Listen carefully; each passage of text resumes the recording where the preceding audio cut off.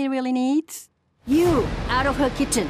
เดี๋ยวนี้เลย So I want to do things a little different for this week's Amphibia breakdown. Instead of focusing on both segments of this week, Ivy on the Run and After the Rain, I mainly want to touch on the big reveal from the latter. To quickly touch on my thoughts on the episodes though, I surprisingly enjoyed Ivy on the Run more than After the Rain. It's always cool for Amphibia to incorporate Thai culture into the show itself, this time around with Muay Thai. Ivy and Felicia kinda had a by-the-numbers Karate Kid dynamic in this episode, and the grand reveal of Felicia having her own experiences in both combat and adventure didn't really come as a huge surprise, but the episode was sweet nonetheless. And it was accompanied with some very dynamic storyboarding. I do hope we get to embark on that tea gathering adventure with Felicia and Ivy, and there also seemed to be a little hint at Wally being Ivy's father, considering that brief moment at the end that featured his sudden appearance. We know that Wally is from beyond the valley and is of royal blood, so should this actually be the case, I wonder what implications that would have on Ivy. As for After the Rain, first and foremost, I loved the emotional core of this episode, which is accentuated by the phenomenal voice acting between Bill Farmer and Brenda Song. But I do think this episode was ultimately set back by three things. One, it was following up a plot thread introduced in the first season, so waiting over a year and a half for resolution is naturally going to raise high expectations that's going to be a challenge to live up to and deliver. Two, after the ending of Hopping Mall, you could connect the dots on how the death of Sprig's mom was the reasoning behind Hop Pop's immense fear over the Calamity Box. And three, I think it's very hard for a lot of stories to know the whole character A is mad at character B for most of the episode shtick, and a monster of the week thrown in didn't really take away from the feeling of, wow, they really could have taught things out sooner. That being said, let's touch on the big reveal at the climax of the episode, the fate of Sprig's parents. Before we go into detail though, be sure to throw this video a like and subscribe to the Roundtable for more of that Amphibia goodness. So yes, Hop Pop's fear over the Calamity Box has everything to do with his concern for his family. He wants to do everything in his power to protect Sprig and Polly, as he feels responsible for what happened to their parents. The devastating truth is that Sprig and Polly lost both of their parents, according to Hop Pop a few years ago.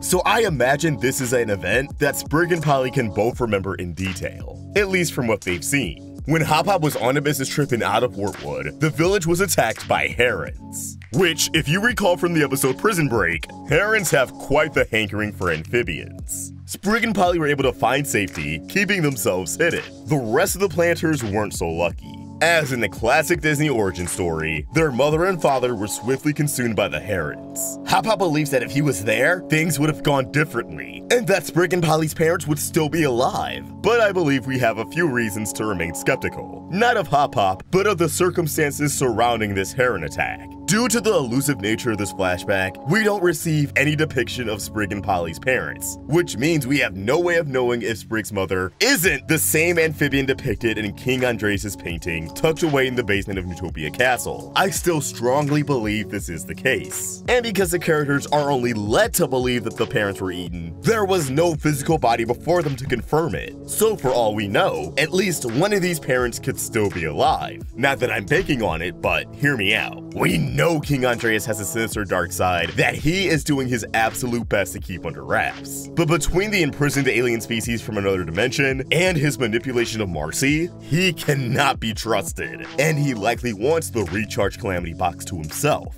We don't know much about the Calamity Box, but at some point it got transported from Amphibia to Earth, something I speculated could be the work of Sprig's mother. For all we know, this initial attack on Wartwood could have been for the Calamity Box. Who's to say those herons weren't King Andres' doing? That this attack could have served to get the planters out of the picture, while also retrieving the box in the midst of mayhem. And if this is the case, I could definitely work all of this into my theory of Sprig's mother hiding the box on Earth, as the insanity of a heron attack would definitely urge someone to get out of Dodge and hide the box on a different planet entirely. I am definitely interested in seeing how this plot thread develops. And also, assuming Sprig's parents are actually dead, which is a path I'm quite accepting of, don't get it twisted. Even with my plethora of theories, I'm still rolling with the information the show has provided us. I can accept they're dead, and that gives an even greater significance to Sasha's weapon, as the guard of her sword does depict a heron. more or less symbolizing Sasha as a walking frog slayer. And considering she might still have her eyes set on Hop Hop, that is extremely concerning, and maybe we should be scared for the dude. Regardless, we are finally heading to the first temple this week, and I'm excited to see what lore and drama awaits us. Amphibia is heating up, and I expect the rest of the second season to blow us away. But as always, these are just my thoughts, and I want to hear yours. What do you think?